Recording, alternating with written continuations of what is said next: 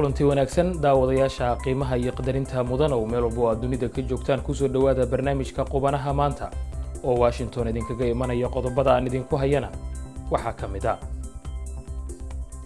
afayeenka xukuumadda Soomaaliya oo ka badbaaday qarax kooxda al-shabaab ay maanta la beegsatay baabuur uu saarna haddaba waa sidee xaaladiisa caafimaad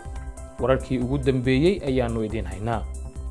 hay'adda caafimaadka adduunka ee WHO oo Itoobiya mar kale ka dalbanaysa in gargaar la gaarsiiyo gobolka Tigray inkastoo agaasimaha hay'addaasi ay Addis Ababa ku eedeysay in uu TPLF xiriir la leeyahay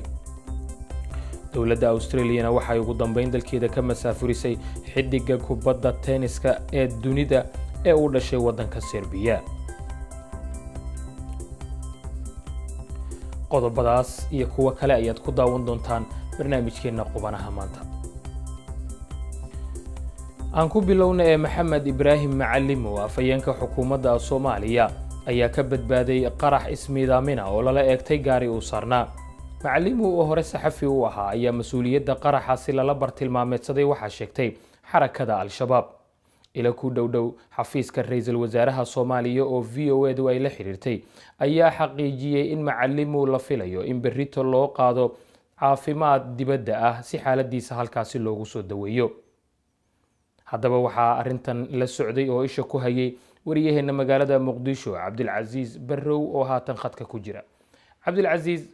bal noo faahfaahi sida ay wax u dhaceen iyo sida ay wax u soo gaareen Macallim Jacfar Kukay aad ayaad u mahadsan tahay afayeenka xukuumadda Soomaaliya Maxamed Ibrahim Macallim oo maanta sida aad sheegtaba qarax ismiidaamina lagu la eegtay magaalada Muqdisho ayaa xaaladiisu iminka waxay tahay mid wanaagsan sida ay ku waramayaan dhaqaatiirta xaaladiisa caafimaad baxnaaninaysa waxa uu ku jira oo iminka lagu baxnaaninaya isbitaalka Erdogan ee ku yaala magaalada Muqdisho ee loo yaqaanay Digfeer xilli hore dhaqaatiirtu waxay ku waramayaan in xaaladiisu ay wanaagsan tahay isla markaana dhaawacyada uu ka qabo lugta iyo gacanta taas oo iminka la doonayo in la baxnaaniyo sida wararka aanu helaynaba ay tilmaamayaan oo xaaladiisa iminka aad u fiican tahay qof isku soo xiray waxyaabaha qarxa ayaa qabsaday qaybta dambe ee gaarigiisa sida booliiska Soomaaliya oo war soo saaraba ay tilmaameen goobta Macallim uu qaraxa lagu la beegsaday oo aan tagay waxaan arkay gaarigiisii aad u burburay sidoo kale qaraxa waxa waxyeello gaarsiiyay qaar kamid ah guryaha ku agdhow guri filla ah oo goobta gaariga lagu qarxiyo Macallim uu watay ku dhawaa waxaan arkay albaabkiisii weynaa ama ganjeelkii oo gudaha ugu dhacay sidoo kale dadkii guriga deganaa ay ma soo gelin inaan la hadlo laakiin waxa la ii sheegay inay bad qabeen sida dad goobjoogayaal oo aan la hadlay ay ii tilmaameen sidoo kale waxa uu qaraxu waxyeello u geystay guud ahaan gaarigii uu watay afayeenka xukuumadda Soomaaliya Maxamed Ibrahim Macallim isla markaana waxaan arkayay cadad la soo gurbinayo oo kooxaha gurmadka degdega ee ambulance watay ay aroorinayeen oo goortii halkaas saxafiyiinta iyo laamaha booliska xubno kamid ah iyo qaybta gurmadka degdega ay ku sugnaayeenba gaariga waa uu burburay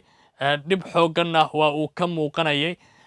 booliiskuna waxay noo sheegeen in baaritaan lagu sameeyay sida qaraxan uu u dhacay isla markaana ay soo saareen warqad oo ay ku tilmaameen sida wax u dhaceen waxay sheegeen in qofkii isqarxiyay oo kaliya uu qaraxan ku dhintay sida ay iyagu xaqiijiyeen Macallimuna uu ku dhaawacmay xaaladiisana iminka lagu baxnaaninayo Maxamed Ibrahim Macallim waxa uu ahaa nin saxafi ah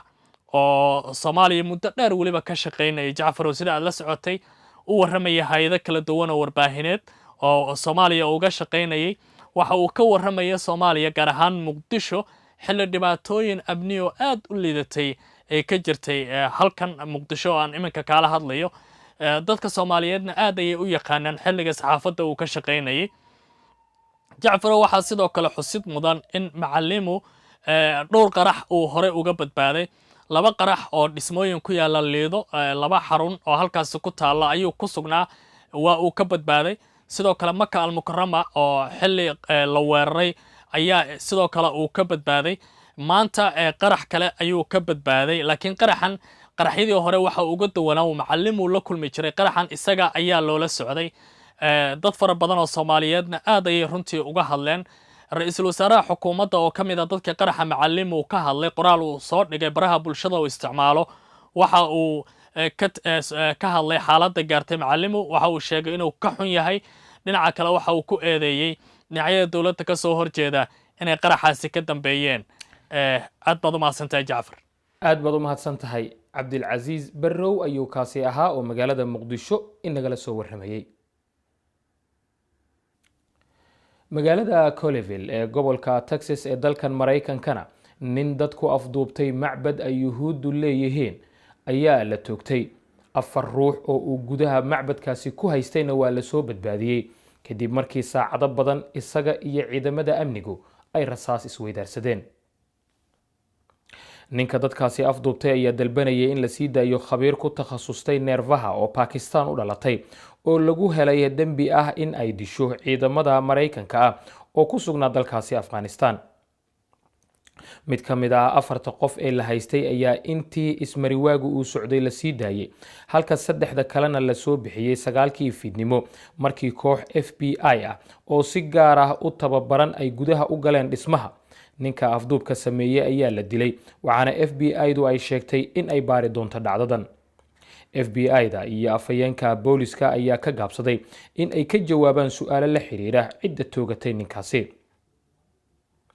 muuqaalka ayaa muujinaya dad ka sii cararaya albaabka macbadka yuhuudda kadib markii nin qorisita uu gudaha u galay daqiiqado kadib ayaa waxaa la maqlayay rasaas dhowr ah waxaana xigay dhawaqa qaraxa macadda sababta uu ninka weerarka geystay u doortay macbadka yuhuudda saraakiil magacooda qariyay oo la hadlay wakaaladda wararka AP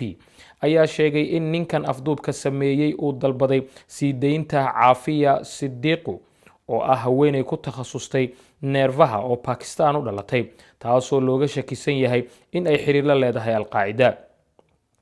ninkan ayaa la sheegay in uu dalbaday in uu doonayo in uu la hadlo Caafiya Sidiiqu oo hadda ku jirta xabsi federaal ah oo ku yaala gobolkaasi Texas hay-adda qaramada midoobay u qaabilsan caafimaadka adduunka ee marka magaceeda la soo gaabiyo loo yaqaano WHO ayaa wacad ku martay in ay sii wadi doonto dalabkeeda la xiriira in gargaar caafimaad la gaarsiiyo gobolka Tigray ee waqooyiga dalka Itoobiya inkastoo Addis Ababa ay cabasho ka tahay agaasimaha hay-addaasi dowladda Itoobiya ayaa jimcihii sheegtay in ay ka codsatay WHO in ay baaritaan ku samayso agaasimahooda Tedros Adhanom oo ahaa wasiirkii hore ee caafimaadka iyo arrimaha dibadda Itoobiya oo ay Addis Ababa ku eedeysay in uu faafiyay macluumaad waxyeello leh iyo anshax xumo isaga oo taageeray fallaagada Tigray WHO ayaa sheegtay Axaddii in ay ka warqabto in wasaaradda arrimaha dibadda Itoobiya ay soo dirtay qoraal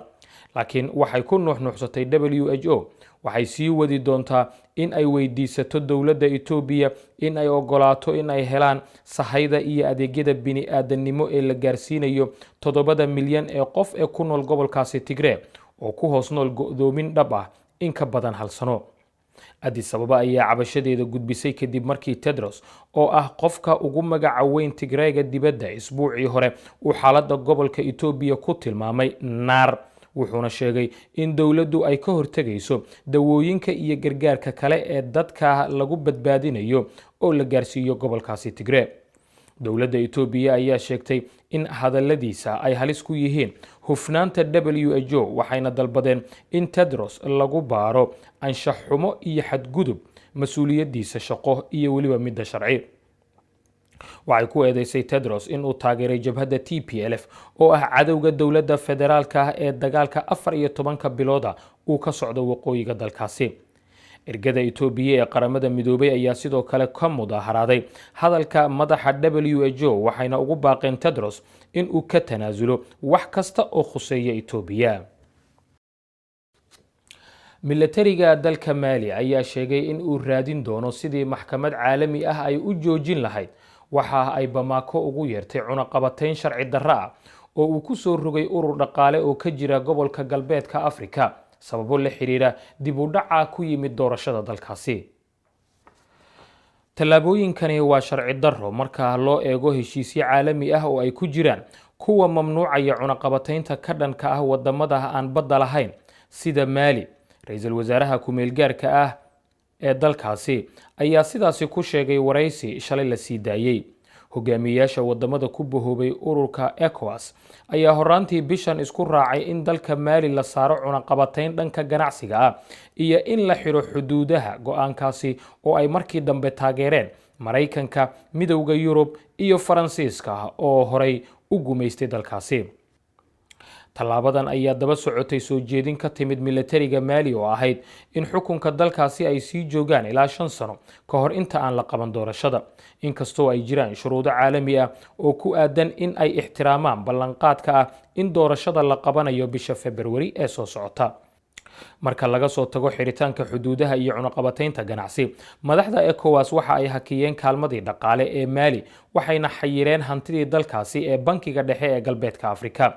cunaqabatayntu waxa ay halis ku tahay oo ay dhaawacaysaa dhaqaalaha mar horeba nuglaa ee dalkaasi Maali oo ah mid ka mid ah dalalka ugu saboolsan adduunka. kacdoon jihaadoona ayaa ka socday dalkaasi Maali tan iyo sanadkii 2012 iyadoo dhul ballaaran oo dalkaasi ka tirsan aanu ku jirin gacanta dowladda.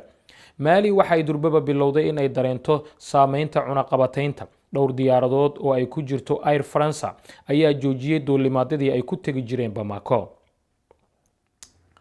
ugu dambeyntiina xidiga adduunka ee dhinaca kubadda tenniska ayay dowladda Australia dalkeeda ka masaafurisay kadib markii uu ku guul daraystay racfaan uu ka qaatay go'aankan oo uu ku doonayay in uu wadankaasi ku sii joogo si uu uga qayb galo tartan caalami ah oo wadankaasi ka dhacaya.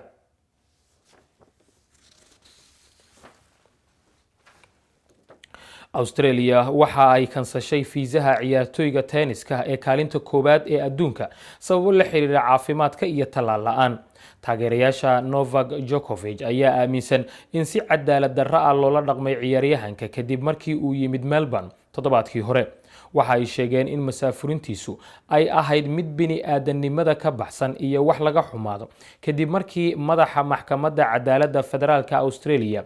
James Alsop uu diiday isku daygii ugu dambeeyay ee Djokovic ee ahaa in uu dalka sii joogo. Djokovic oo aad u niyad jabsan ayaa sheegay in uu u hoggaansami doono go'aanka maxkamadda federaalka ah ee fiisaha looga kansalay, waxaana go'aanka loo qaatay cabsi laga qabo in uu dhiiri geliyo dareenka dadka tallaalka ka soo horjeeda.